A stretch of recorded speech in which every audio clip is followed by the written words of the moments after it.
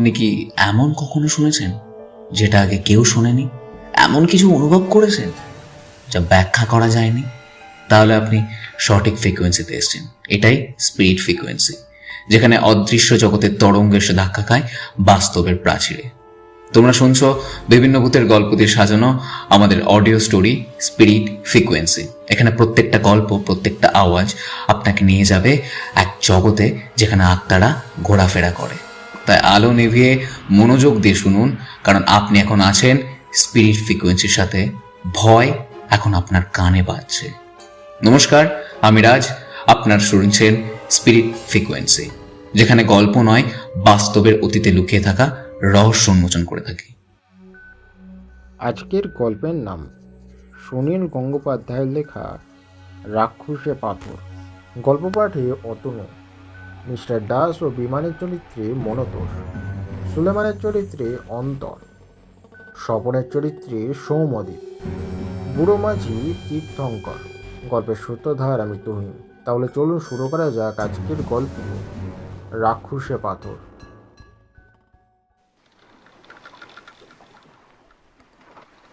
বুড়ো মাঝি বলল, বাবু বেড়াতে আসছেন, বেরিয়ে ফিরে যান। ওই দ্বীপে যাবেন নি, ওখানে দোষ লেগছে। আমরা একটু অবাক হলুম। দোষ লেগেছে মানে কি? দ্বীপের আবার দোষ লাগে কি করে? বিমান বলল, বুড়ো কর্তা, তুমি যা টাকা চেয়েছো তাই দিতে আমরা রাজি হয়েছি। তবু তুমি আমাদের নিয়ে যাচ্ছ না কেন?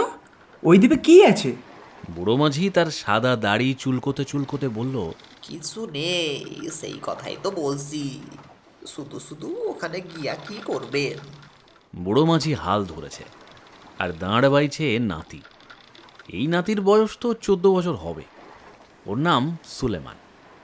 সে কেমন যেন ভয়ে ভয়ে তাকিয়ে আছে আমাদের দিকে। বুড়ো মাঝি যতই না বলছে ততই আমাদের জেদ চেপে যাচ্ছে। একটা সাধারণ দ্বীপ, সেখানে কি এমন ভয়ের ব্যাপার থাকতে পারে? কত জাহাজ যাচ্ছে এখান দিয়ে, সেরকম কিছু থাকলে সবাই জানতে পারত। হলদিয়াতে বিমানের দাদা চাকরি করে। আমি আর বিমান কয়েকদিনের জন্য এসেছি এখানে বেড়াতে। হলদিয়া জায়গাটা বেশ সুন্দর। নতুন বন্দর, নতুন শহর গড়ে উঠেছে। চারদিকে সবই নতুন নতুন বাড়ি আর অনেক ফাঁকা জায়গা। শহরটার একদিকে গঙ্গা আর একদিকে হলদি নদী।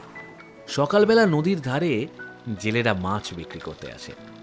আমরা সেই মাছ কিনতে গিয়েছিলাম। ঘাটে অনেকগুলো নৌকা বাঁধা। নৌকো দেখেই আমাদের মনে হলো একটা নৌকো ভাড়া করে নদীতে বেরিয়ে এলে কেমন হয়। একজন মাঝিকে জিজ্ঞেস করতেই সে রাজি হয়ে গেল। 30 টাকা দিলে সে যতক্ষণ ইচ্ছে আমাদের ঘুরিয়ে আনবে। আমি আর বিমান দুজনেই সাঁতার জানি, সুতরাং আমাদের জলে ভয় নেই। বিমান তো সুইমিং কম্পিটিশনে অনেকবার প্রাইজও পেয়েছে। আমি আগেই শুনেছিলাম যে হলদিয়ার কাছে একটা দ্বীপ আছে, তার নাম আগুনমারির চর। আগে সেই চরটা মাঝে মাঝে জেগে উঠত, এখন আর ডোবে না। এখন সেখানে গাছপালা জন্মে গেছে। কোনো মানুষজন অবশ্য সেখানে এখনো থাকে না। নৌকো দেখেই আমার ওই দ্বীপটির কথা মনে এসেছিল। নতুন দ্বীপ মানেই তো নতুন দেশ। ওখান থেকে ঘুরে এলেই একটা নতুন দেশ দেখা হয়ে যাবে। অনেক দিন বাদে যখন ওই দ্বীপেও অনেক ঘরবাড়ি হয়ে যাবে, কলকারখানা বসবে, তখন আমরা বলবো, জানো, যখন আমরা আগুনবাড়িতে গিয়েছিলাম তখন এসব কিছুই ছিল না, শুধুই গাছপালা। আর গাছপালা ছাড়া আর কি আছে সেই দ্বীপে? বুড়ো মাঝি ভয় পাচ্ছে কেন? নৌকোয় চড়বার সময় মাঝিদের কখনো চটা দেবে, সেই জন্য আমি অনুনয় করে বললুম, ও বুড়ো কর্তা, বলো না সেখানে কি আছে, কেন আমাদের যেতে বারণ করছো? বুড়ো মাঝি বলল, কিছু নেই বলছি গো বাবু, শুধু ওই গাছ আর বালি, আর ওই কয়েকটা ওই শামুক ঝিনুক ভাঙা। বিমান বলল, তাহলে আমাদের সেখানে নিয়ে যেতে চাইছো না কেন? সেখানে কি ভয়ের কিছু আছে? বুড়ো মাঝি বলল, আকাশের মেঘ দেখো নাই বাবু, এখন আর অত দূরে যাওয়া ঠিক নয়। এই কিনারে কিনারে থাকা ভালো। বিমান বলল, তুমি কি আমাদের ছেলে মানুষ পেয়েছো? সামান্য মেঘ, এতে কখনো ঝড় ওঠে? তুমি আমাদের নিয়ে যেতে চাও না তাই বলো। আমি বুড়ো মাঝির নাতিকে জিজ্ঞেস করলাম, সুলেমান, তুমি গেছো সেই দ্বীপে? সেখানে কি ভয়ের কিছু আছে? সুলেমান দাদুর দিকে তাকালো একবার, তারপর বলল, ভয়ের কিছু নেই গো, অন্য কিছু দেখা যায় না, তবে সেখানে গেলি মনটা কেমন কেমন করে, মনটা খারাপ হয়ে যায়। এ তো আরো অদ্ভুত কথা, একটা দ্বীপে গেলে মন খারাপ হয়ে যাবে। আমি আর বিমান দুজনেই হেসে উঠল। তাহলে তো যেতেই হবে সেখানে। বুড়ো মাঝিকে বললাম, তুমি যদি যেতে না চাও তো আমাদের ফেরত নিয়ে চলো, আমরা অন্য নৌকা ভাড়া করব। বুড়ো মাঝি একটা দীর্ঘশ্বাস ফেলে বলল, আপনাদের কাছ থেকে টাকা নিয়েছি, সে টাকা ফেরত দেওয়া পাপ। তবে চলেন যাই, পরে যেন আমারে দোষ দিবেননি। ওরে সুলেমান, ভালো করে টান। আকাশে মেঘ আছে বটে, কিন্তু জমাট কালো নয়। সেই মেঘের ছায়া পড়েছে জলে, রোদ নেই, বেশ ছায়া ছিল। নদীতে বড় বড় ঢেউ। এখানে নদী প্রায় সমুদ্রের মতো, এপার ওপার দেখাই যায় না। পাশ দিয়ে জাহাজ কিংবা স্টিমার গেলে আমাদের নৌকোটা দুলে দুলে উঠছে। খানিকক্ষণ পরে বুড়ো মাঝি ডান দিকে হাত তুলে বলল, ওই দেখেন আগুনবাড়ির চর, দেখলেন তো? আমি আর বিমান দুজনেই ঘাড় ফেরালুম। মনে হলো নদীর বুকেই যেন কয়েকটা গাছ মাথা তুলে দাঁড়িয়ে আছে, মাটি দেখা যাচ্ছে না। বুড়ো মাঝি বললে, দেখা তো হলো, এবার নৌকা ঘোরাই। আমি আর বিমান একসঙ্গে বলে উঠলাম, সে কি, আমরা কাছে যাব না? আমরা কাছে যাব না? কাছে গিয়ে আর কি করবেন, আর তো দেখার কিছু নাই। বিমান এবার বেশ রেগে গিয়ে বলল, তোমার মতলব কি বলো তো বুড়ো কর্তা? ওই দ্বীপে কি তোমার কোনো জিনিসপত্র আছে? ওখানে আমাদের যেতে দিতে চাও না কেন? বুড়ো মাঝি আমতা আমতা করে বলল, নাই, দেখা তো হলোই, আরো কাছে গিয়া লাভ কি? বিমান বলল, লাভ লোকসানের কথা নয়, আমরা ওই দ্বীপে নেমে হাঁটতে চাই। বুড়ো মাঝি এবার খুব জোরে হাল ঘোরাতেই নৌকোটা তরতরিয়ে এগিয়ে গেল। দ্বীপটার একেবারে কাছে পৌঁছে নৌকোটার মুখ ঘুরিয়ে নিয়ে বুড়ো বলল, এবার নামুন। সেখানটায় অন্তত 1 হাঁটু জল, তারপর কাদা মাটি। বিমান বলল, আর একটু এগো, এখানে নামবো কি করে? বুড়ো মাঝি এবার রাগে গড় গড়িয়ে বলল, আপনাদের বাবু এবার নামতে হবে, আমার নৌকা ওই চরের মাটি শোভেনি, ওই মাটি অপয়া। বিমান আরও কিছু বলতে যাচ্ছিল। আমি বললুম, ঠিক আছে ঠিক আছে, আমরা এখানেই নামব। জুতো খুলে রাখলুম নৌকোয়, তারপর হাঁটু পর্যন্ত প্যান্ট গুটিয়ে নেমে পড়লুম জলে। ছপ ছপ করে এগিয়ে গেলুম দ্বীপটার দিকে। বুড়ো মাঝি নৌকোটাকে আরও গভীর জলে নিয়ে গিয়ে ঝপাং করে নোঙর ফেলে দিল। দ্বীপটাতে ছাড়া ছাড়া গাছপালা রয়েছে, তারপর ধুধু করছে বালি। সেই বালিতে কোথাও কোথাও ঘাসও রয়েছে। একটা খড়ের চালাঘর রয়েছে একপাশে, কিন্তু সেই ঘরে কোনো মানুষ নেই। কাদামাখা পায়ে উপরে উঠে আমরা বালিতে পা ঘষে নিলুম। বিমান বলল, একটা কিছু ফ্ল্যাগ নিয়ে এলে তো হয়, তাহলে সেই ফ্ল্যাগটা পুঁতে আমরা এই দ্বীপটা দখল করে নিতুম। আমি বললুম, তা কি করে হবে, আগেই তো এখানে মানুষ এসেছে, দেখছিস না ঘর রয়েছে। আমরা ঘরটার কাছে গিয়ে দেখলুম তার মধ্যে পাতা আছে একটা খাটিয়া, আর চতুর্দিকে ছড়িয়ে আছে শুকনো গোবর। জায়গাটায় বিচ্ছিরি গন্ধ। বিমান বলল, এখানে লোকেরা গরু চড়াতে আসতো, কিন্তু গরুগুলোকে নিয়ে আসতো কি করে?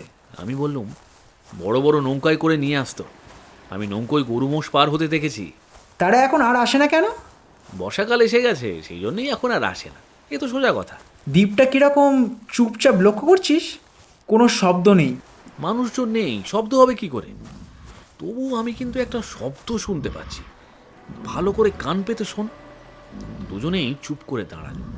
সত্যি খানিকটা দূরে গাছপালার আড়াল থেকে মাঝে মাঝে একটা ফোঁস ফোঁস শব্দ পাওয়া যাচ্ছে। কেউ যেন নিঃশ্বাস ফেলছে খুব জোরে। কোনো মানুষ অবশ্য অত জোরে নিঃশ্বাস ফেলতে পারে না। বিমানের মুখটা শুকিয়ে গেল, চোখ বড় বড় করে বলল, ওটা কিসের শব্দ বলতো সুনীল? সাপ নাকি? আমি বললুম, সাপ অত জোরে ফোঁসফোঁস করে? সমুদ্রে বড় বড় অজগর সাপ থাকে শুনেছি। সমুদ্র থেকে যদি এখানে চলে আসে, ওই জন্যই বোধ হয় মাঝিরা এখানে আসতে ভয় পায়। একটা অজগর সাপ থাকলে সেটাকে মেরে ফেলতে পারতো না? চল এগিয়ে গিয়ে দেখি। সঙ্গে লাঠি ফাটি কিছু একটা আনলে হতো। আরে ভয় পাচ্ছিস কেন? বড় সাপ তো আর তাড়া করে এসে কামড়াতে পারবে না। ডান দিকে খানিকটা দূরে 2-3টে বড় বড় গাছের পাশে কিছুটা ঝোপঝাড়ের মতো। শব্দটা আসছে সেদিক থেকে। আমরা গুটি গুটি পায়ে এগুলো সেদিকে। শব্দ মাঝে মাঝে থেমে যাচ্ছে। কাছাকাছি গিয়ে আমি ভয় পেয়ে বিমানের হাতটা চেপে ধরলাম। ঝোপের মধ্যে কি যেন বিশাল একটা জন্তু রয়েছে। বিমান বলল, ওটা তো একটা মোষ, কাত হয়ে শুয়ে আছে। এবার আরেকটু এগিয়ে আমরা মোষটার মাথা দেখতে পেলাম। দেখলেই বোঝা যাচ্ছে মোষটা মরে যাচ্ছে।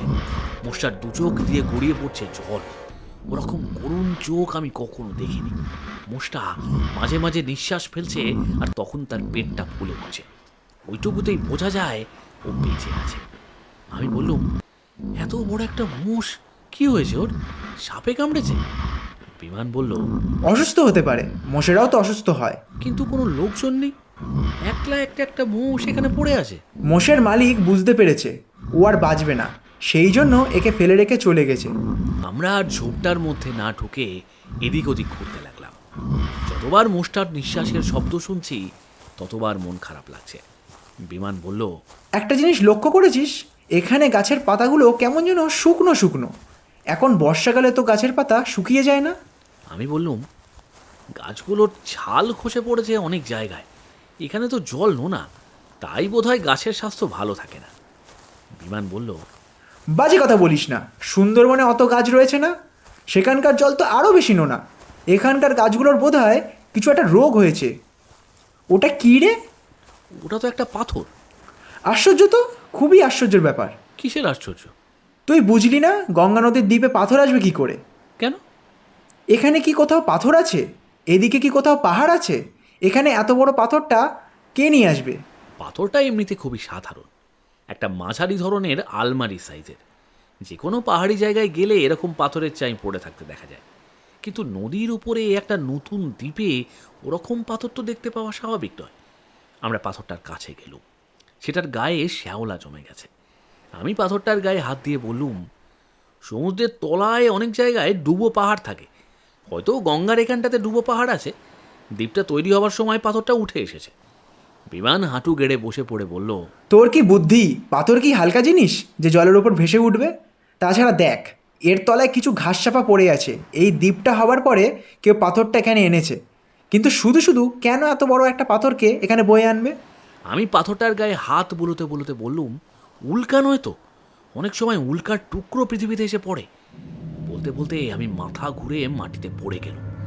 বিমান দারুণ ভয় পেয়ে চেঁচিয়ে উঠল। কি হলো সুনীল, কি হলো তোর? আমি সঙ্গে সঙ্গে উঠে বসলুম। আমিও অবাক হয়ে গেছি খুব। কি হলো কিছুই বুঝতে পারছি না, এরকম তো আমার কখনো হয় না। বিমান আমায় ঝাঁকুনি দিয়ে বলতে লাগলো, কি হলো রে, কি হলো? আমি বললুম, জানি না, হঠাৎ কেমন মাথাটা ঘুরে গেল। চুপ করে বসে থাক, উঠিস না। আমার কিছু হয়নি। তবু বসে থাক। একটা জিনিস দেখ সুনীল, এই পাথরের নিচের ঘাসগুলো দেখ, কেমন যেন খয়েরি হয়ে গেছে। ঘাস চাপা পড়লে হলদে হয়ে যায়, কিন্তু খয়েরি? তুই কখনো খয়েরি ঘাস দেখেছিস? এই বোধহয় অন্য জাতের ঘাস। পাশের এই গাছটা দেখ, এই গাছটার গাটা লাল। আমি লাল রঙের গাছ কখনো দেখিনি। বিমান, ওই যে মোষটা মরে যাচ্ছে, ওর জন্য আমার খুব কষ্ট হচ্ছে রে। আমারও খুব কষ্ট হচ্ছে রে, এমনি এমনি একটা মোষ মরে যাচ্ছে। ইস, মোষটাকে ওর মালিক কেন যে ফেলে গেল। বিমান, আমার ইচ্ছে করছে এখানে শুয়ে পড়তে। মন্দ বলিসনি, এখানে খানিকক্ষণ শুয়ে শুয়ে কাটিয়ে দিলে বেশ হয়। যদি নৌকোটা চলে যায়? ইস, গেলেই হলো, পুরো পয়সা দিয়েছি না। তাছাড়া যদি যায় তো চলে যাক, আমরা এখানেই থেকে যাব। হঠাৎ আমি লাফিয়ে উঠে পড়লুম, দারুণ জোরে চেঁচিয়ে উঠে বললুম, বিমান, বিমান, এই পাথরটা জ্যান্ত।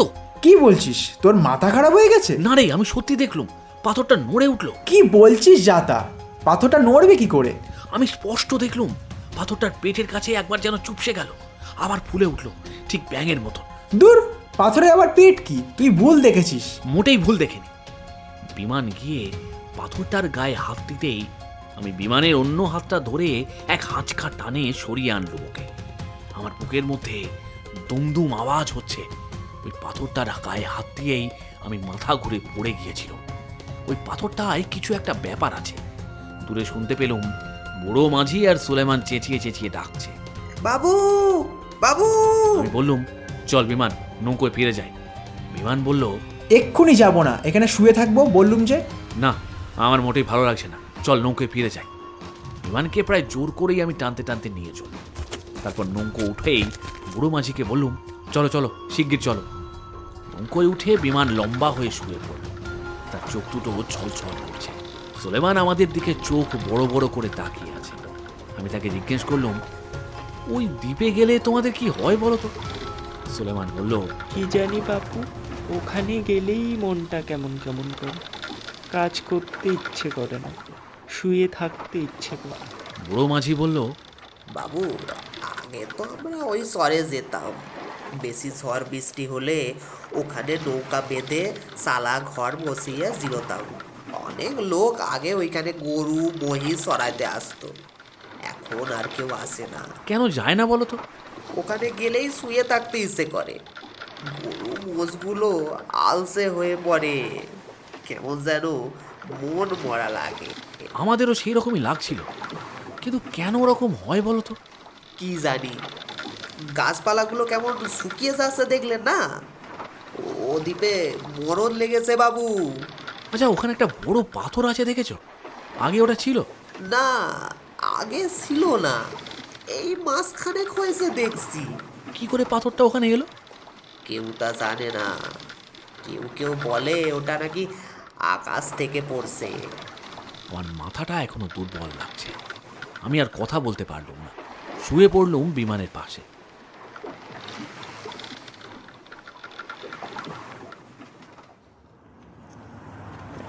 হলদিয়ায় ফিরে এসে আমরা দুজনেই সোজা চলে গেলাম বিছানায়। রাত্রিরে কিছু খেতেও ইচ্ছে করলো না। ঘুমিয়ে ঘুমিয়ে নানা রকম দুঃস্বপ্ন দেখতে লাগলো।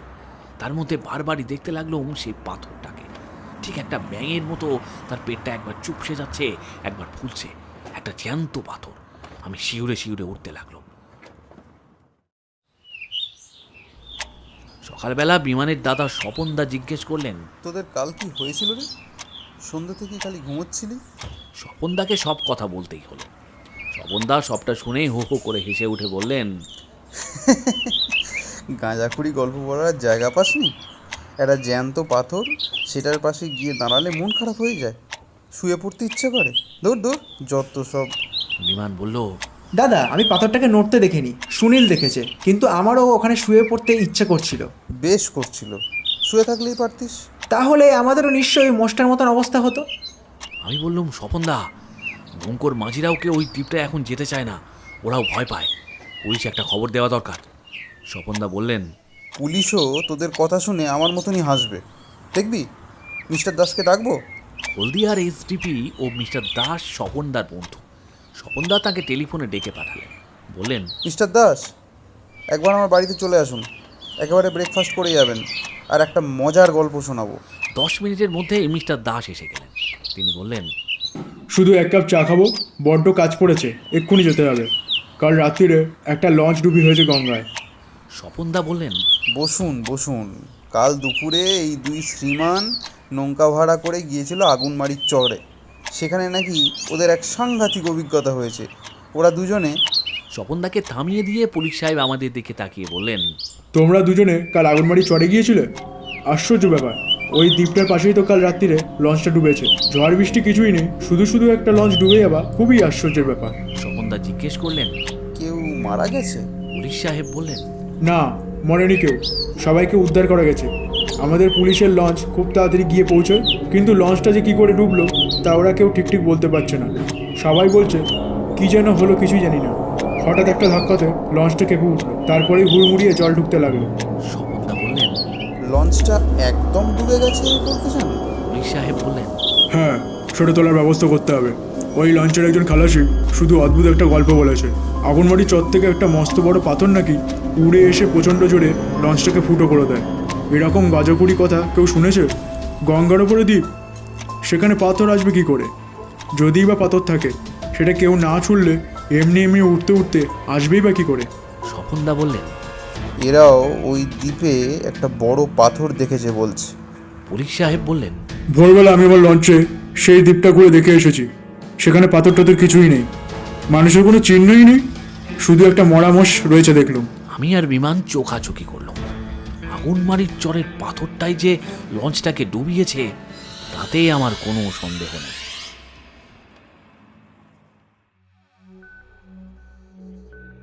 শেষ হলো সুনীল গঙ্গোপাধ্যায়ের লেখা রাক্ষসে পাথর। গল্প পাঠে অতনু, মিস্টার দাস ও বিমানের চরিত্রে মনোধর, সুলেমানের চরিত্রে অন্তর, স্বপনের চরিত্রে সৌম্যদীপ, বুড়ো মাঝি তীর্থঙ্কর। গল্পের সূত্রধার আমি তুহিন। গল্পটি কেমন লাগলো আমাদের জানাতে ভুলবেন না। গল্পটি ভালো লেগে থাকলে গল্পটিকে লাইক করুন আর চ্যানেলটিকে সাবস্ক্রাইব করে আমাদের পাশে থাকুন, কারণ প্রতি সপ্তাহে ঠিক একই সময় আমরা আপনাদের জন্য নিয়ে আসবো হাড়হিম করা ভূতের গল্প। So stay connected with us.